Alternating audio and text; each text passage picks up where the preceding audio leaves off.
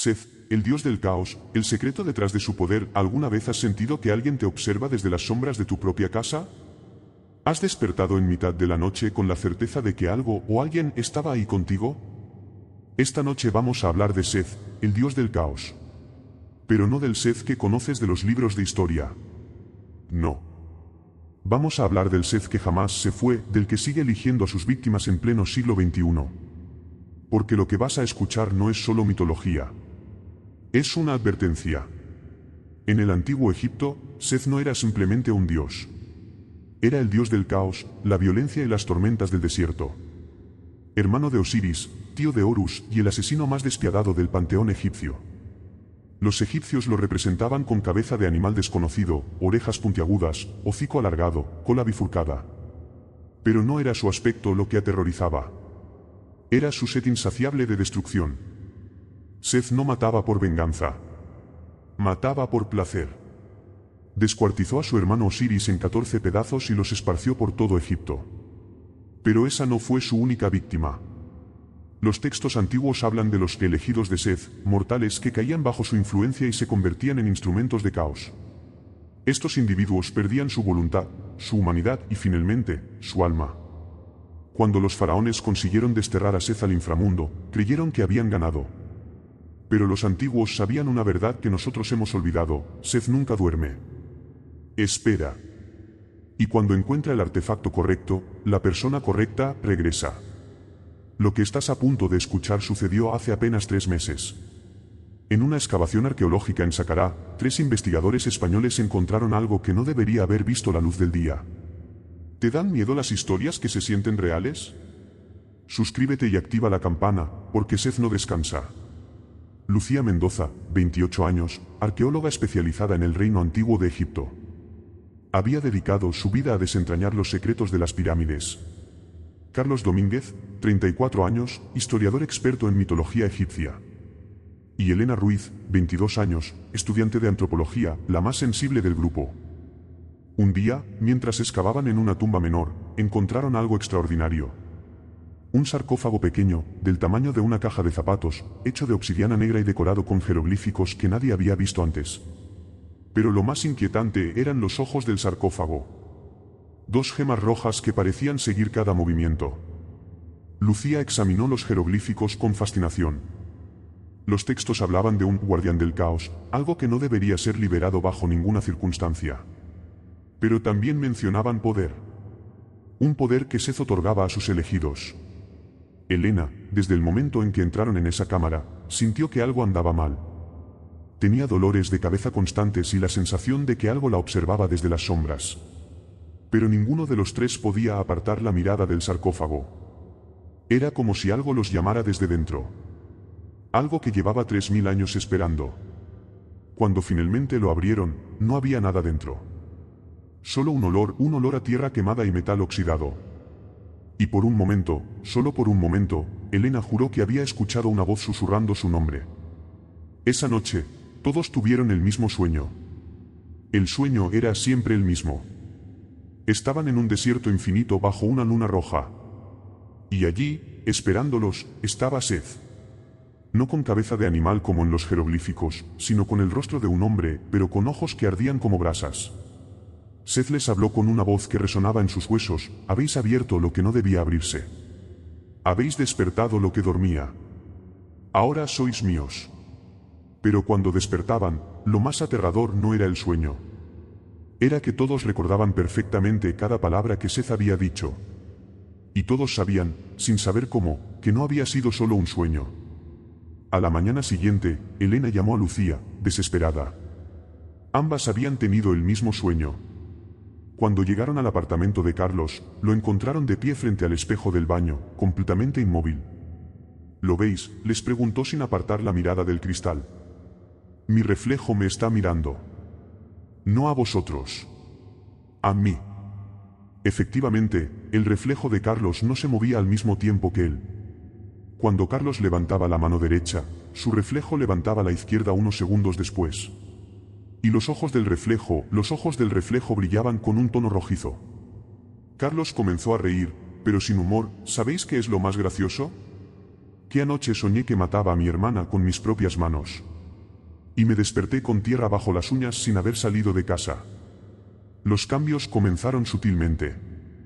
Carlos dejó de comer y empezó a perder peso de manera alarmante. Lucía comenzó a despertarse en lugares que no recordaba haber visitado, en parques, en playas, en edificios abandonados. Elena empezó a escuchar voces que susurraban su nombre desde las paredes de su apartamento. Pero lo peor eran los reflejos. En espejos, en ventanas, en charcos de agua, sus reflejos actuaban por cuenta propia. Sonreían cuando ellos lloraban. Los señalaban cuando ellos no levantaban la mano. Y siempre, siempre, tenían los ojos rojos. Por las noches, cuando el viento soplaba entre los edificios, podían escuchar la voz de Seth susurrando: «Sois más fuertes de lo que pensaba. Pero no podéis resistiros para siempre. El caos es vuestra naturaleza. Yo solo os ayudo a aceptarlo». Una noche, Lucía se despertó en mitad de un campo de trigo, a 40 kilómetros de su casa. Estaba descalza, con la ropa manchada de tierra, y en sus manos tenía un cuchillo que no reconoció. No recordaba nada de cómo había llegado allí, pero tenía la extraña sensación de que había estado buscando a alguien. Si quieres descubrir los secretos que la historia ocultó, no olvides darle like y dejar tu comentario. Seth escucha y responde. Seth no solo los poseía, los convertía en instrumentos de caos. Carlos comenzó a escribir textos en jeroglíficos que no sabía leer. Cuando traducían lo que había escrito, descubrían que eran rituales de invocación y mapas de lugares que nunca había visitado.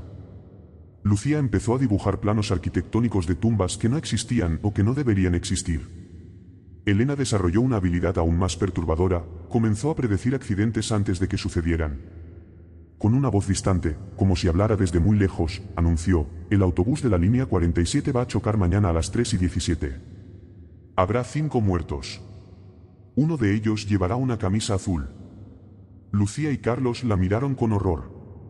Elena no podía saber algo así. Pero al día siguiente, las noticias confirmaron cada detalle de su predicción. El accidente había ocurrido exactamente como ella había dicho, a la hora exacta, con el número exacto de víctimas. Esa noche, Elena los miró con ojos que ya no parecían suyos y les dijo: «¿Sabéis qué es lo más gracioso? ¿Qué creéis que aún tenéis elección?» Carlos desapareció durante 3 días. Su hermana lo encontró deambulando por el desierto cerca de Las Palmas, descalzo y cubierto de arena. No recordaba nada de lo que había pasado, pero tenía visiones. Visiones del pasado, de cómo Seth había elegido a sus víctimas en el antiguo Egipto. Los convertía en asesinos, les contó Carlos con voz quebrada. Pero no asesinos normales. Los convertía en semillas. Semillas de caos que se esparcían por todo el reino. Y cuando había suficientes semillas, el caos se volvía imparable. Elena, que ya no parecía ella misma, preguntó con voz fría: «¿Y cuántas semillas necesita?» 7, respondió Carlos. 7 elegidos. Y ya tenemos 3. Pero Elena ya no estaba escuchando. Estaba mirando fijamente el espejo del salón, donde su reflejo le sonreía con ojos rojos brillantes. Sin decir una palabra más, se levantó y salió de la habitación. Esa fue la última vez que la vieron. La policía encontró el coche de Elena al día siguiente, aparcado perfectamente en un parking subterráneo. Las llaves estaban puestas, el motor aún caliente. Pero de Elena no había rastro. Solo había una cosa, grabado en el polvo del parabrisas, con un dedo, un jeroglífico que Carlos reconoció inmediatamente. El símbolo de Seth. El símbolo que significaba elegido. Pasaron 2 semanas. Lucía y Carlos intentaron seguir con sus vidas normales. Intentaron convencerse de que todo había sido una especie de histeria colectiva. Pero por las noches, cuando el viento soplaba entre los edificios, podían escuchar la risa de Elena. Su voz llegaba como un eco desde todas partes: «Estoy aquí. Estoy en todas partes. Y muy pronto, vosotros también estaréis». Una noche, Lucía se despertó y encontró a Carlos de pie en su salón. Pero no era Carlos. Su postura era diferente, su sonrisa era diferente. Y sus ojos eran rojos. Con una voz que no era suya, Carlos le dijo: «Hola, Lucía. He venido a llevarte a casa». «Carlos», susurró Lucía, aunque ya sabía la respuesta. Carlos ya no está aquí, respondió la cosa que tenía la apariencia de su amigo. Pero no te preocupes. Pronto tú tampoco estarás. Lucía corrió. Corrió más rápido de lo que había corrido en su vida. Pero cuando llegó a su coche y miró por el retrovisor, vio que Carlos no la había seguido. En su lugar, había 7 figuras de pie en la entrada de su edificio. 7 personas que no reconoció, pero que de alguna manera sabía que habían sido elegidas. Lucía nunca volvió a su apartamento. Nunca volvió a su trabajo. Algunas personas dicen que se mudó al extranjero. Otras que simplemente desapareció. Pero yo sé la verdad. Porque hace 3 días, recibí una postal sin remitente. Solo tenía una foto, el sarcófago de obsidiana, abierto y vacío. Y en la parte de atrás, con letra que reconocí como la de Lucía, había un mensaje: el caos es hermoso cuando dejas de resistirte. Seth te está esperando. Y ahora, querido espectador, tengo una pregunta para ti. ¿Alguna vez has sentido que tu reflejo te mira directamente a los ojos? ¿Has despertado con el olor a tierra quemada en tu habitación sin saber por qué? Porque Seth sigue ahí. Sigue eligiendo. Y tal vez, solo tal vez, acabas de convertirte en su próximo candidato. ¿Te gustan las historias que te hacen mirar al techo antes de dormir? Suscríbete. Porque él aún está viéndote. Dulces sueños. Pero la historia no termina ahí. Porque 3 meses después de recibir esa postal, empezaron a llegar los informes. El primero llegó desde Barcelona. Una familia entera había desaparecido de su apartamento en el barrio de Gracia.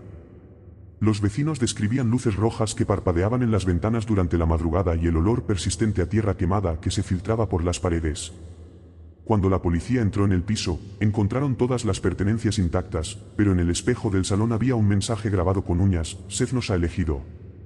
El segundo informe llegó desde Valencia. Un grupo de estudiantes universitarios había estado investigando artefactos egipcios en el museo local. Uno por uno, comenzaron a mostrar comportamientos extraños.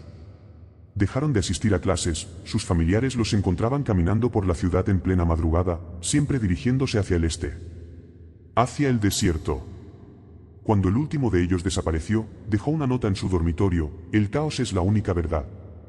Pero fue el tercer informe el que realmente me heló la sangre. Llegó desde Madrid, de un psiquiatra llamado Dr. Martín Vega.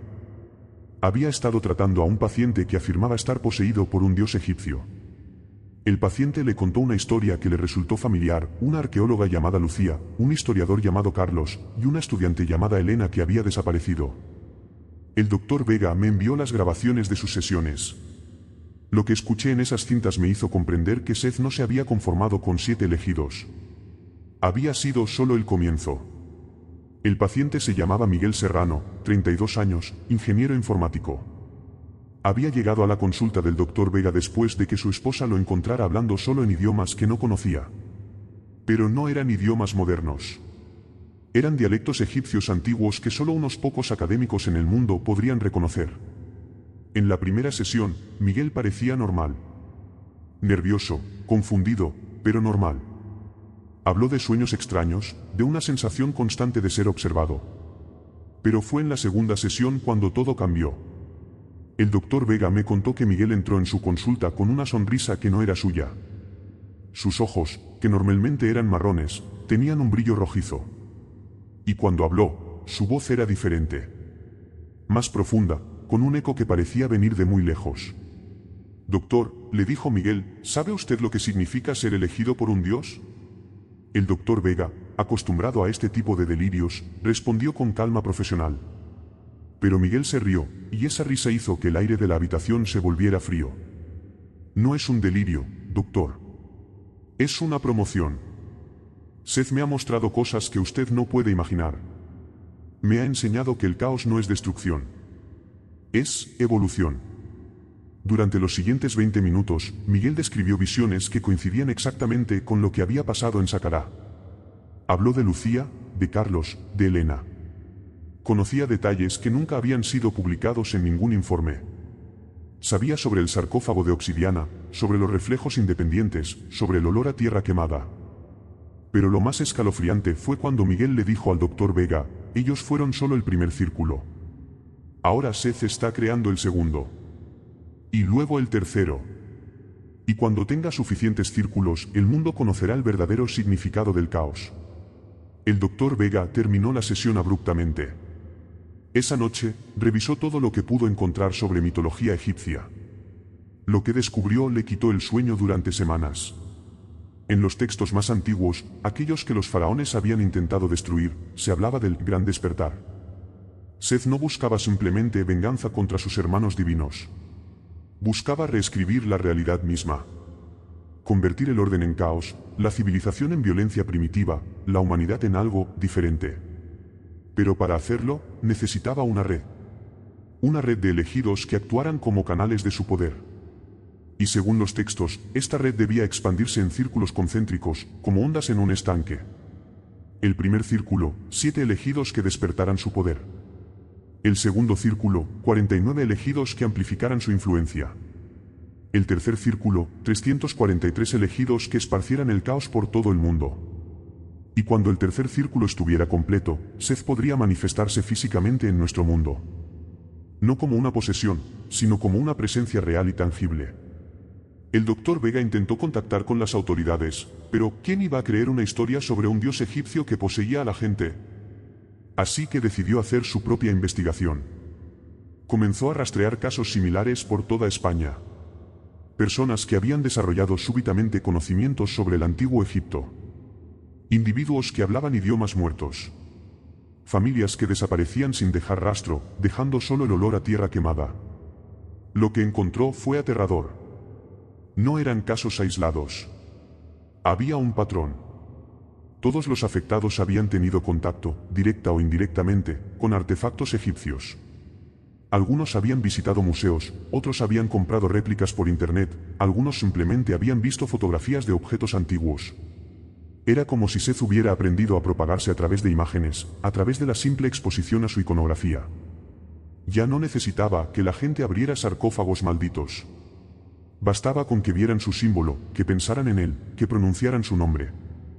El Dr. Vega documentó 47 casos en España. 47 personas que habían mostrado signos de posesión o influencia sobrenatural. 47 individuos que, uno a uno, habían desaparecido. Pero no desaparecían realmente. Se estaban congregando.